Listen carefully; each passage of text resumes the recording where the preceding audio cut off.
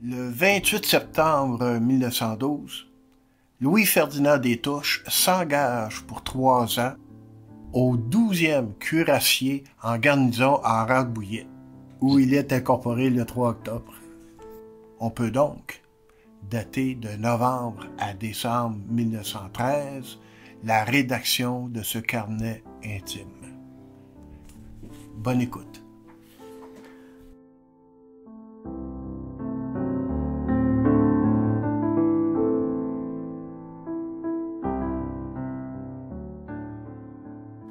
Je ne saurais dire ce qui m'incite à porter en écrit ce que je pense. À celui qui lira ces pages.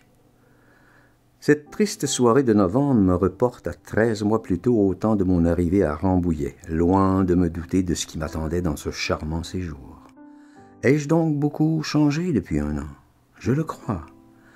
Car la vie de quartier, au lieu de me plonger dans un état d'où je ne sortais alors que l'esprit bourré de résolutions, hélas, jamais réalisable, alors qu'aujourd'hui, complètement façonné à la triste vie que nous menons, je suis empreint d'une mélancolie dans laquelle j'évolue comme l'oiseau dans l'air ou le poisson dans l'eau.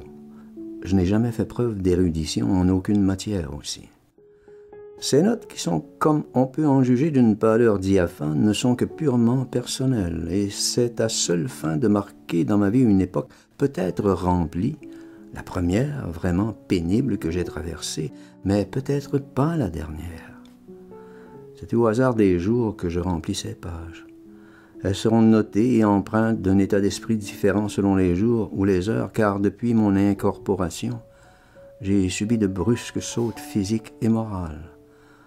3 octobre, arrivé, corps de garde rempli de sous-offres aux allures écrasantes, cabot esbroufeur, incorporation dans un peloton, le 4e, lieutenant Lemoine, bon garçon, Coujon, méchant, faux comme un jeton, le baron de la Grange, officier sincère et bon, mais légèrement atteint au moral par une nervosité et sujet à attaque dont il faudrait, je crois, rechercher les causes dans les libations excessives de la jeunesse.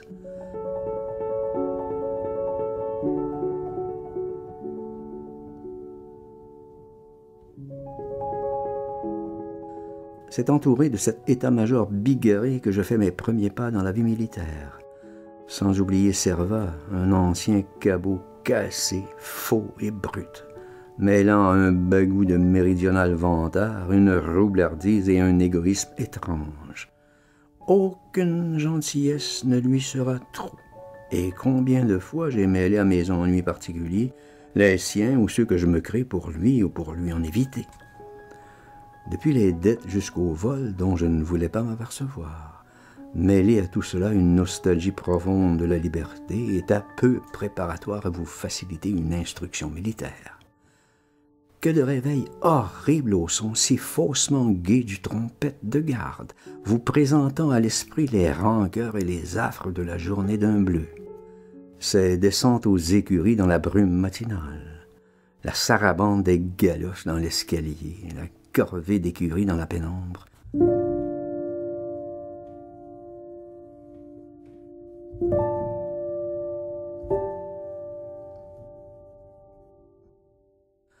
Quel noble métier que le métier des armes! Au fait, les vrais sacrifices consistent peut-être dans la manipulation du fumier à la lumière blafarde d'un falot crasseux.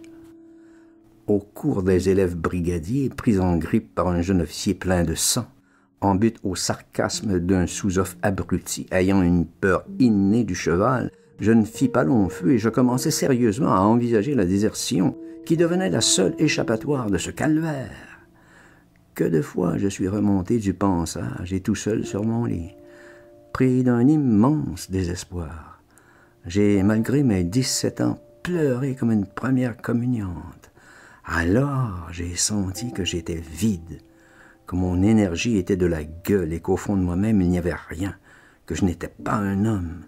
Je m'étais trop longtemps cru tel. Peut-être beaucoup comme moi avant mon âge, peut-être beaucoup le croient encore, quoique plus vieux, et en de mêmes circonstances sentiraient aussi leur cœur partir à la dérive comme une bouteille à la mer ballottée par la vague, les injures et la croyance que cela ne finira jamais. Alors là, vraiment, j'ai souffert. aussi bien du mal présent que de mon infériorité virile et de la constater.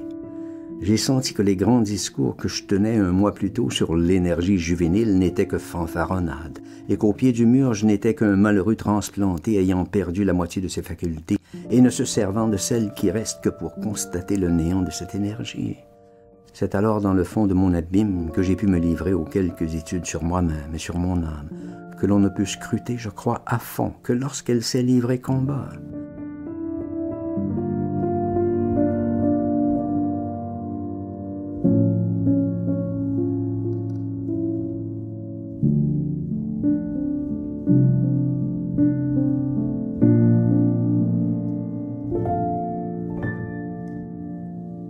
De même, dans les catastrophes, on voit des hommes du meilleur monde piétiner les femmes et s'avilir comme le dernier des vagabonds. De même, j'ai vu mon âme se dévêtir soudain de l'illusion de stoïcisme dont ma conviction l'avait recouverte.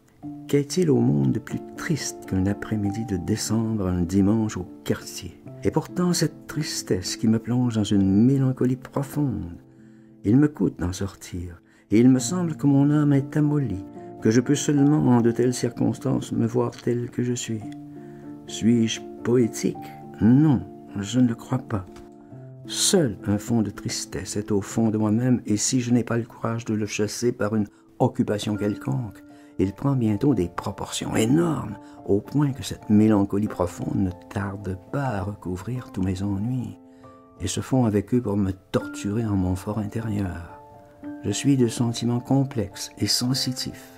La moindre faute de tact ou de délicatesse me choque et me fait souffrir, car au fond de moi-même, je cache un fond d'orgueil qui me fait peur à moi-même.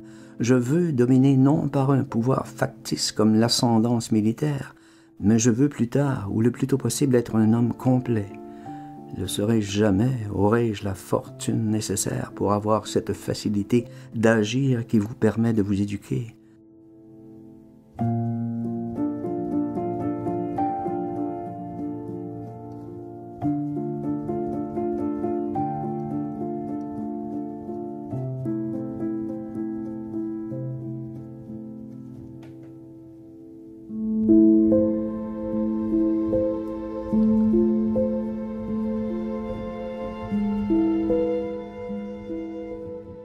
Je veux obtenir par mes propres moyens une situation de fortune qui me permette toutes mes fantaisies. Hélas, serai-je éternellement libre et seul, ayant, je crois, le cœur trop compliqué pour trouver une compagne que je puisse aimer longtemps? Je ne le sais pas, mais ce que je veux avant tout, c'est vivre une vie remplie d'incidents que j'espère la Providence voudra placer sur ma route et ne pas finir comme beaucoup ayant placé un seul pôle de continuité amorphe sur une terre et dans une vie dont ils ne connaissent pas les détours qui vous permettent de se faire une éducation morale.